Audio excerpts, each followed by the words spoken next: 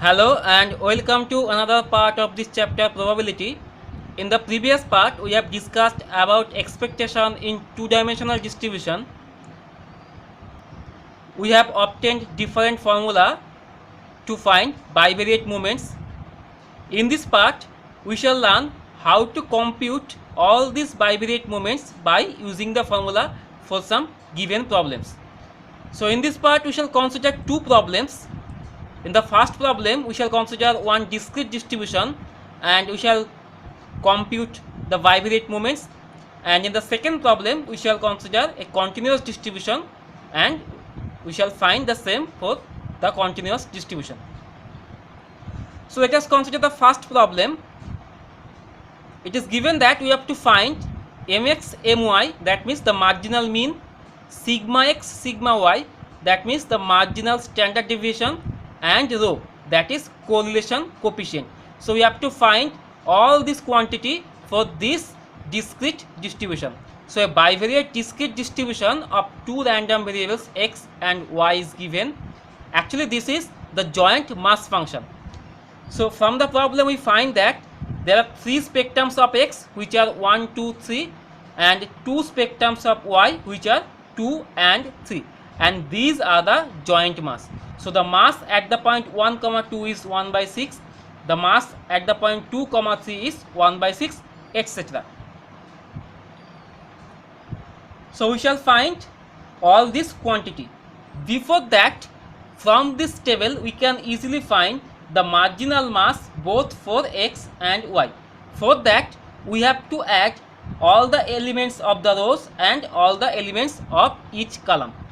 So if we add all the elements in this column, we find 1 by 6 plus 1 by 6, which is 1 by 3, and if we add all these 3 we shall get 2 by 3.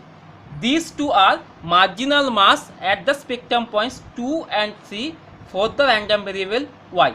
So these masses will be denoted by f dot j. So this is f dot 2 and this is f dot 3.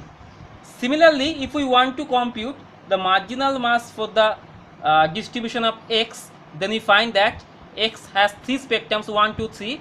So if we add these two quantities, we have 1 by 3, 1 by 3, and again 1 by 3. So these three are the marginal masses of the random variable x at the spectrum points 1, 2, 3 respectively. So these masses will be denoted by fi dot. So we have already obtained the marginal mass for both x and y. So from this marginal mass we can easily find the mean and variance for the marginal distributions. So first we find mean, that is mx. We know that from the formula this mx will be e of x, and this is nothing but the sum. Now if we want to use the formula for the two-dimensional expectation, then we know that e of x, so this is the gx function. So by the formula this will be I into PMF, which is I into Fij, and this sum is extended both for I and j. I means the spectrums of x and j means the spectrums of y. So if we apply this sum with respect to j, then summation over I equal to 1 to 3 and j equal to 2 to 3 I into Fij. Now if we want to use the summation over j first, then this is I equal to 1 to 3 I into, now we know from a well-known property of marginal distribution that if we apply the sum for the j, then Fij and its sum over j, this becomes the marginal distribution of x or the marginal mass of x. So ultimately mx, this is nothing but this is the marginal mean or the mean of this one dimensional distribution of x.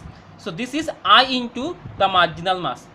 So this will be I equal to 1 into the first mass, which is 1 by 3, plus I equal to 2 into the second mass, which is 1/3, plus I equal to 3 into third mass, which is again 1/3. So the sum is 6 by 3, which is 2. So this is the required marginal mean of x. Next we shall compute the marginal mean of y. Now if we compare this formula, then we find that this will be nothing but summation over all the values of j into the marginal mass of y. So f dot j, and here the values of j will be from 2 to 3. So that means the first spectrum 2 into the first mass of y, which is 1/3, plus the second spectrum, which is 3 into the second mass of y, which is 2/3. So it is 8/3. So these are the marginal mean of x and y. Next we shall compute the marginal variance or marginal standard deviation of x and y. For that we obtain these two quantities e of x square. Now by the formula this will be summation of I equal to 1 to 3. Now if e of x equal to I into this, then e of x square will be I square into fi dot. So this is first spectrum, that is 1 square into first mass 1 3, plus the second spectrum, which is 2. So 2 square into 1/3 the second mass, and the third spectrum, which is 3 square into third mass 1/3. So this sum is 9 plus 4 13, 14/3. Similarly, if we want to calculate e of y square, then this is summation over j from 2 to 3, because these two are the spectrums of y. It is j square into f dot j. That will be the first spectrum, which is 2 square into the first mass 1 3, plus the second spectrum 3 square into the second mass 2/3.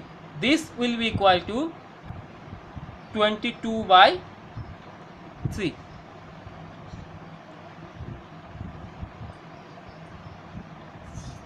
So we have obtained mx, my, e of x square and e of y square. Now to obtain sigma square x, we know that the variance of x, this is e of x square minus mx square, and similarly for y, sigma square y, this will be e of y square minus my square. So these are the formula of variance of x and y. Now we have already obtained e of x square, which is 14/3 minus mx square, mx equal to 2, so this is 4. So from here we find that this is 2/3. For sigma y square, we have obtained that e of y square equal to 22/3 minus my square. We have obtained that my equal to 8/3. So it is 8/3 square. From here we obtain that this is 22 minus 3 minus 64/9, which is 2/9. So sigma x equal to root over 2/3 and sigma y equal to root 2/3. So we have obtained marginal standard deviation of x and y. Next we have to find the correlation coefficient. For that we have to first find the covariance of x and y, and by the formula this will be e of xy minus mx my. So first we have to compute exy, and by the formula exy, this will be equal to summation over I equal to 1 to 3 and summation over j from 2 to 3 I into j, because xy equal to I into j, it is multiplied by fij. So we have to find the sum of this series. Now this sum can be found from the table. If we recall the table, then this sum will be equal to 1 into 2 into 1/6. So 1 into 2 into 1/6 plus 1 into 3 into this mass 1 by 6. So 1 into 3 into 1 by 6 plus 2 into 2 into this mass. So 2 into 2 into 1 by 6 plus 2 into 3 into this mass. So 2 into 3 into 1 by 6 plus 3 into 2 into 0. So 3 into 2 into 0, and finally 3 into 3 into this mass 1 by 3.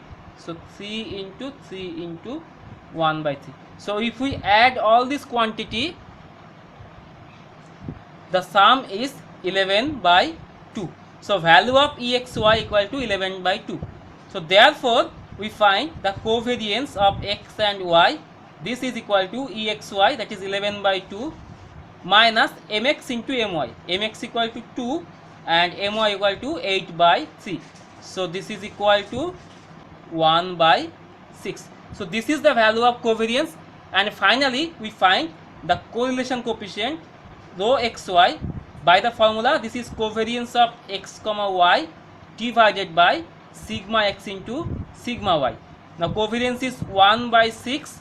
It is divided by sigma x, which is root 2 by 3, and sigma y equal to root 2 by 3. So this is equal to 3 root 3 by 12, which is equal to root 3 by 4. So this is the required value of correlation coefficient. So we have obtained the marginal mean, variance and correlation coefficient for discrete distribution. So that completes the solution. We consider the next example. Here we have to find the same moments for the continuous distribution fxy equal to x plus y if the value of x is between 0 and 1 and the value of y is between 0 and 1 and the mass is 0 elsewhere. So this mass is distributed over this square from 0 to 1 and 0 to 1. So for this distribution we shall find mx, my and all these quantities. So the first quantity is mx, and by the formula it is E of x. Now since the distribution is continuous, so we shall use the integration. So E of x, that means the double integration, where x varies from minus to plus infinitive, y varies from minus to plus infinitive, x into fxy dx dy. Now here we find that the masses are distributed between 0 and 1 both for x and y. So we shall convert the ranges of the integration from 0 to 1. So it will be 0 to 1, 0 to 1, x into fxy. Now fxy equal to x plus y dx dy. Now we can easily evaluate this double integration. So first suppose we are integrating with respect to y, then with respect to y, x square will be x square into y plus xy will be xy square by 2, because with respect to y, x is a constant. So if we integrate this, this will be 0 to 1 x square plus x by 2 dx. Now if we integrate this, we shall easily find that this will be 1 by 3 plus 1 by 4, which is nothing but 7 by 12. Next we shall find my, and by the formula this is E of y, and this is again double integration. It will be y into fxy dx dy. This will be 0 to 1, 0 to 1, y into x plus y dx dy. Again you can perform this integral, and due to symmetry, if fx equal to 7 by 12, in this case you will also find that this is nothing but 7 by 12.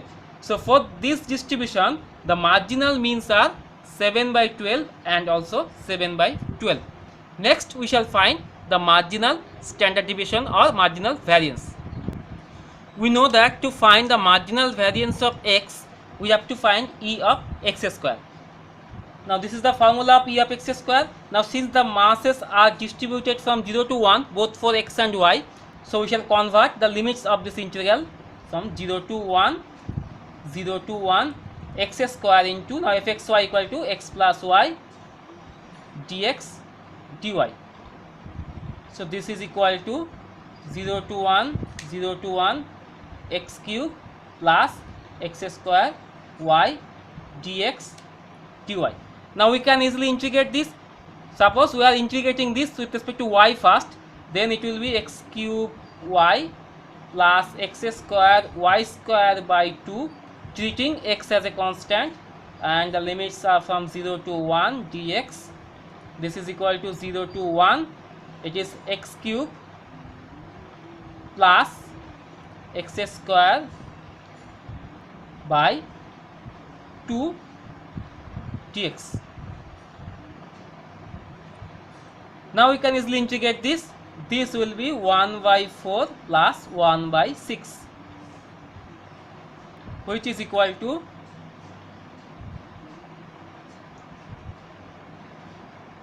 5 by 12. So we have obtained E of x square. Similarly, you can find that E of y square, this will be equal to minus infinitive to plus infinitive, minus to plus infinitive, y square fxy dx dy.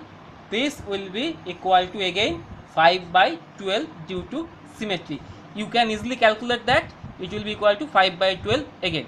So the variance of x sigma square x, this will be equal to E of x square minus mx square, and sigma square y, this will be E of y square minus my square.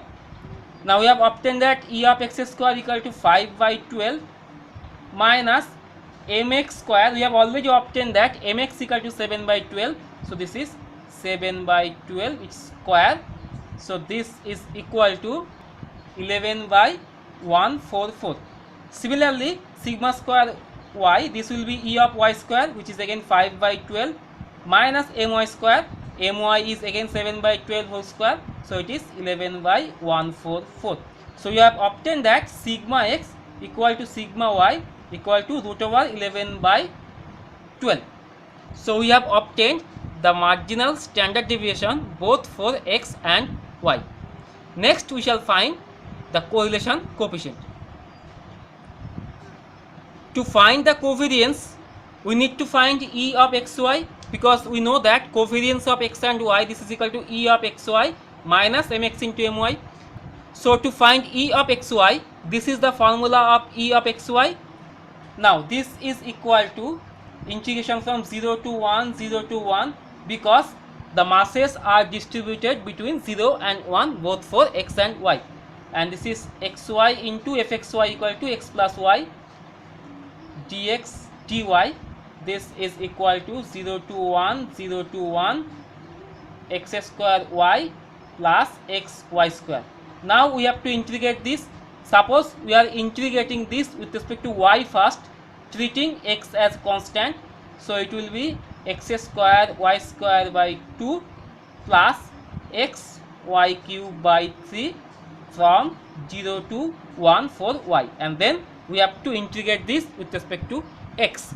So if we replace the limits for y, it will be x square by 2 plus x by 3. Now we have to integrate this with respect to x. Now after the integration, we can easily find that it will be 1 by 6 plus 1 by 6, which is 1 by 3. So we have obtained that Exy equal to 1 by 3. Now we can find the covariance. Covariance of x and y, this is equal to E of xy minus mx into my. Now Exy equal to 1/3, we have already obtained this, minus mx, we have already obtained that mx and my both are 7 by 12.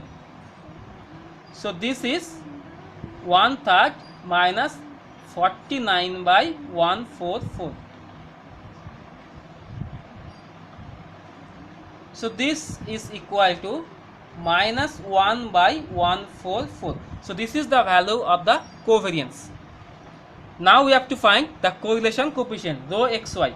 This is covariance of x and y. It is divided by sigma x into sigma y. We have obtained that covariance equal to minus 1 by 144. It is divided by sigma x into sigma y. We have obtained that sigma x and sigma y both are root 11 by 12. So therefore this is equal to minus 1 by 11. So this is the required value of correlation coefficient. In the next part we shall show that the correlation coefficients varies from minus 1 to plus 1. So we have obtained the marginal mean, the variance, covariance and correlation coefficient for this continuous distribution. So that completes the solution. With this we complete the part. In the next part we shall consider some properties of covariance and correlation coefficients. So see you in the next part. Until then, thanks for watching.